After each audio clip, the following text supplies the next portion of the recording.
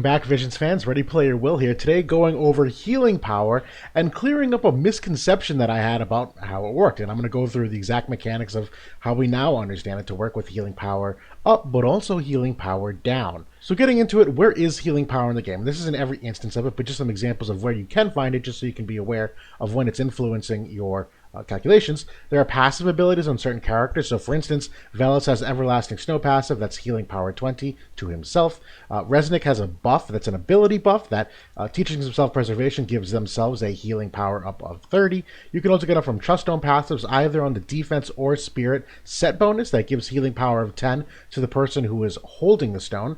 And then you can also get a Truststone passive ability of healing power 10 as well.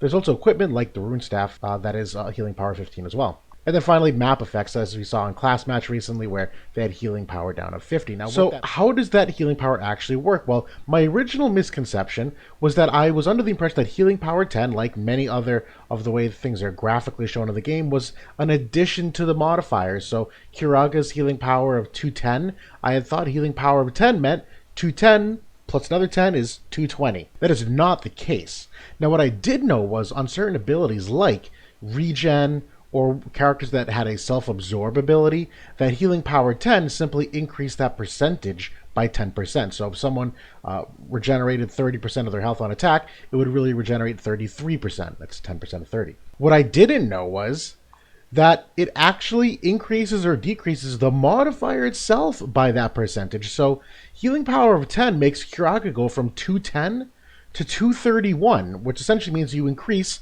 210 by 10%. Now, that's not how any of the modifiers work in the game when it comes to, human killer or lightning attack and how it works together. This is very much a unique mechanic in how it affects modifiers directly. Now, healing power up and healing power down are actually not multiplicative together, and I'll explain what that means. So, for instance, if you add healing power up, we saw Kiraga goes from 210 to 231. Well, if you had healing power down, then like a CT ability, which we're going to explore live, it would not then decrease that number by 40%. That's not how it works. Essentially, what you do is you net together your healing power up and healing power down for a net number, and that's what gets put in here. So I actually have a calculator that I'm going to publish after for everyone as well to kind of play with if you'd like. We're going to see things real time in the game. I'm going to show some examples. And then finally, the healing power between the healer and the target they're healing do stack. So for instance, Engelbert has a healing power of 20 on one of his passives, and Velis had a healing power of 20. They stack together so that when Velis goes to heal him, there's a healing power net of 40. And same can be said that if Cetia, when you net them together, it would be healing power of down 40, healing power up of 20 for a net of minus 20, and then that gets applied, and I'll show the calculation here. So the calculator that I'm going to be providing everybody, this is the one I've used, but I've kind of reformatted here to include healing power up and healing power down. You essentially enter your magic stat, which is the first starting stat that it scales off of, then the multiplier of the healing ability that you're using. You input then the total healing power up between both the healer and the target, and also the healing power down between the healer and the target, and this number must be negative. Then calculates the net healing power together, it then affects the modifier by that certain percentage. And finally, there is something to take into account with the unit's faith and then the target, your healing's faith, for a final modifier. And so we're going to show some live examples in game to actually prove the math here and show you how that works so you're used to seeing it. So if this is purely just starting off with Velis of healing power 20 because I have Everlasting Snow on, so it increases the healing power. And then I'm going to demonstrate the healing values to Charlotte, both before and after Cetia uses her healing power down on it. Okay, so the setup that I have here, I haven't done anything yet other than just give Cetia some AP. If we were to look at Velis's current magic stat, drilling in here, his current magic stat is 742. So if we go ahead and put that into our formula here, and give me a moment as I just kind of reformat this for us.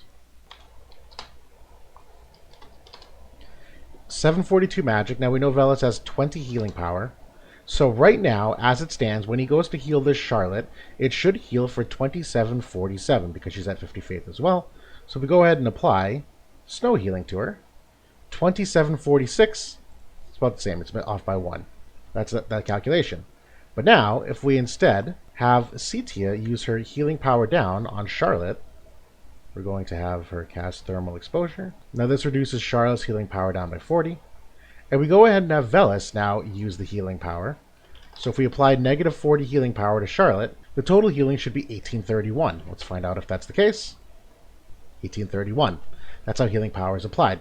Now, to show how it does stack, we're just going to apply thermal exposure to both Velis and Charlotte. So they are both going to be affected by healing power down. Now remember, that stacks together. So right now, Velis still has his healing power up 20. That hasn't changed. But now the healing power down is 40 from Charlotte and 40 from Velis. So it's technically now minus 80. And if Velis were to go ahead and cast this, it should only do 915 healing to Charlotte, which it does. Now, there is a cap in the game that you cannot go lower than minus 90, or essentially eradicate it entirely. But that's healing power in a nutshell. If I had to go back and kind of, I reanalyze my thoughts on the rune staff in terms of healing power 15 versus healing power 10, it actually doesn't change a whole lot in my opinion. So I just wanted to touch on that because I did give such a scathing review about how useless the equipment was for the majority of the veteran player base. And so right now, if we take this calculation here, so healing power of 10 is the Trust Stone passive, and healing power of 15 is the Rune Knight, the Rune Staff passive. The difference in healing, I had initially said it was 2% more healing than the Trust Stone passive. It's actually a little bit more than that. It's about 4% more healing. I still don't think it's terribly impactful, though, because again, you're seeing it's just an extra 165. So my conclusion is still the same, but the percent is a little bit different. So I at least wanted to mention that since I was incorrect in that video. But I thought this was interesting for everybody to know. Very special thanks to both Zenith and Flowers on my little mini Discord server at the moment on WOTV for pointing this out and helping me calculate this. Definitely brought it to my attention in a way that I'm very happy to share with all of you. So thanks for watching, and I'll see you all soon.